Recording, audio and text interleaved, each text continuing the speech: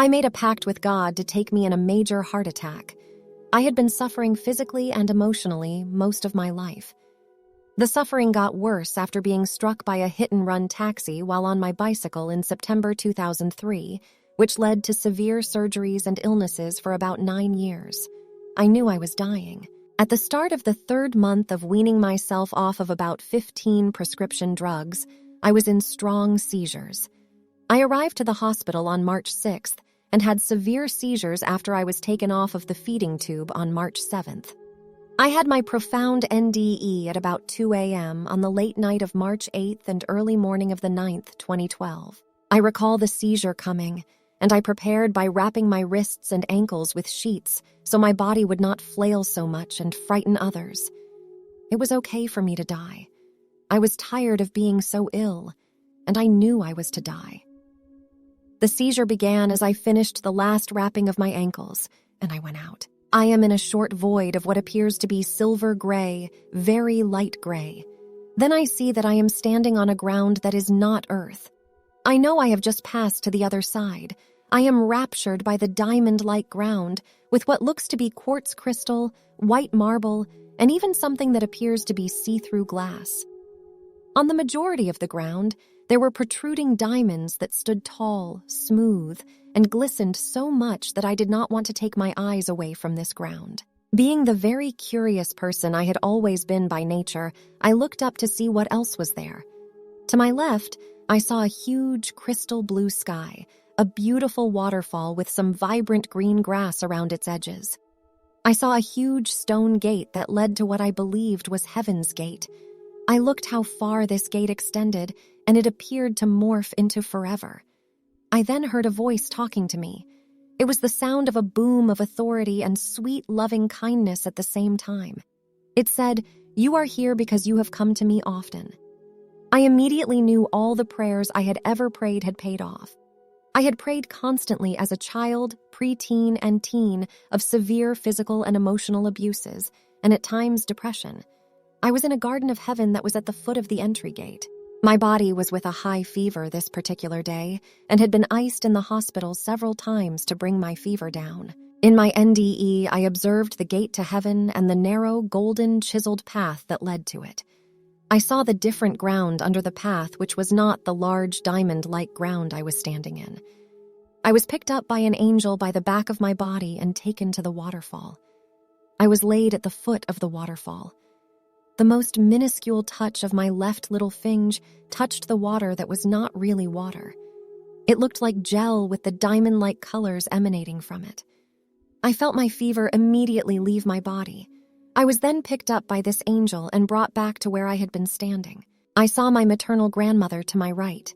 She was with 3 other relatives that I recognize.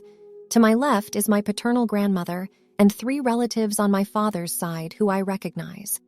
My father seemed to want my attention and moved from the maternal side to the paternal side. Nobody was smiling, and I thought, I am going to have a harsh judgment from God. I can take it. I am here in the garden, and I will take any judgment and accept all my sins as a choice I made when I could have done better. Maybe God will understand what I went through while alive. After greeting my relatives and knowing I had serious work to do with being judged, I stood very straight and tall like a soldier. There was a huge orb of the glistening eye of God that was hovering in front of me. It was so large and filled with the light of diamonds and bright white. I said, I am ready. I know I did bad things. You can judge me now. This huge orb of light, the glistening eye of God, told me to be still.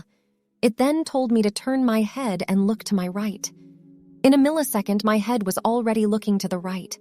I saw several blue, human-like beings with auras of yellow coming out from their heads, shoulders, and bodies. Immediately, I thought that we had all passed away at the same time, and that I was holding up people in the line to be judged. After judgment, I would eventually enter that gate, and I wanted to enter it very much. I turned my head to the glisten of the eye and said, I am holding up the line. The glisten then poured an indescribable amount of its white diamond, Ike light, onto me. The light was all love, only love, and pure love. It repeated, Be still, you belong to me. It then told me to turn to my left. I was then immediately looking to my left. I saw the same human-like beings of beautiful blue. There were rows and rows and hundreds of them. I again said to the glistening eye of God, "I am holding up the line." The glistening eye of God said again, "Be still." I was showered with more light from it, and it was all love, pure, pure love. I could feel my body was erect, tall, and not diseased like on earth. Again, the orb told me to look to my right. Again, I am looking to my right, and I hear form it. Look closer. I then saw for the first time that these are humans I may have known or some I had met. I was then told that I would meet some of these people in the front rows. I saw that they were all made of a sturdy membrane that outlined their entire bodies. The membrane glowed the yellow aura, and the people were all water, like a bathtub filled with pure water. I gave a slight wave of acknowledgement that they were water was registered as I answered in telepathy that I now understood who these water beings were. The orb seemed to be pleased, and then I said again, "You can judge me now. Maybe you did not like when I said that I did bad things. I will change my wording to I did wrong things."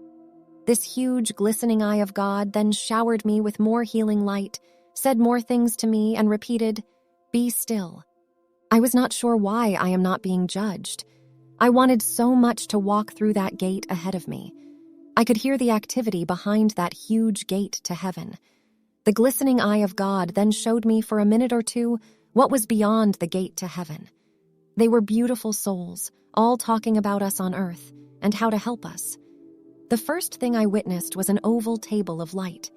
These souls were talking about individuals because I heard comments like, "She and he need," "We have this in place for her," and him. The next table was larger, and those souls talked in a way that I understood that they were helping groups. The third table of light had more souls around it, and they also spoke about groups, and I could sense strongly the seriousness at that table. All I wanted was to be able to start my walk into heaven and do whatever job was waiting for me. I had always said to God, "I am so worthless, and if you let me in heaven, I will sweep the floors forever and ever." My attention was brought back to where I was still standing on the diamond-like ground. Even with all that I had been shown, I still say to the glistening eye of God, "I am taking up time, and some want to talk with you." I had heard some of the blue human beings in the right front row tell me that they could not hear what the large orb of light was saying. I look at my right and left, saw my relatives smiling just a little. I believed that I would now be allowed in. At this moment, I am filled with anticipation that the judgment must be good. When I start walking down that little golden path toward the gate to heaven, I heard by telepathy and eye contact when my relatives were saying to me that I am doing fine. Suddenly, the huge white orb of the glistening eye of God dims, and a huge golden yellow orb comes out from its right. I immediately sense that it is the light of Jesus. I am bathed in this golden yellow light and healed and healed and healed even more. I cannot speak. It tells me, "I love you." Its rays touched my body, and I thought I would somehow be transported up those rays. They touched me, and then the golden yellow orb went back into the first huge white orb, the glistening eye of God. A stone ledge then came out of the sky, and a moving art drawing of my life is presented to me. Then another and another. I was having a life review. The drawings, where I was moving in them, were showing me that I was kind to people at different ages of my life. The first moving drawing was me, at about 2 years of age, chasing a butterfly that was teasing me to chase it. I was giggling and having fun playing with this butterfly. I had a pinafore edge dress on, and I was in a park, running with delight of being a little girl. I look at my maternal grandmother and paternal grandmother. They are smiling a little more now, and I feel I have been made as ready as possible.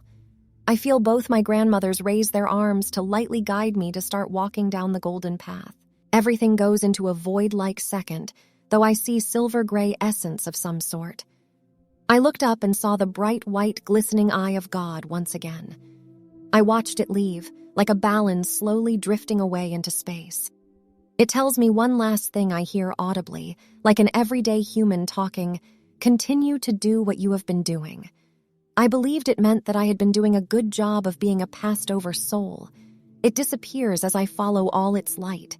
I see it as it leaves completely, and I am staring at the ceiling of my hospital room. I immediately felt two opposite human feelings at the very same time. I was fully aware that they were opposites, something I had not experienced before or had forgotten if I had. These feelings were that of complete grief that I had been allowed into the garden of heaven and was in joy. It was a new joy that I had never felt in this lifetime.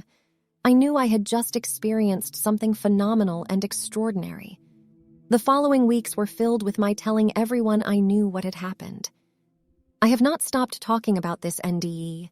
It is my joy, it is my new life, it is my gift and the reason I want to live. Simply to share the story that we are so incredibly made and loved by the all there is love, God.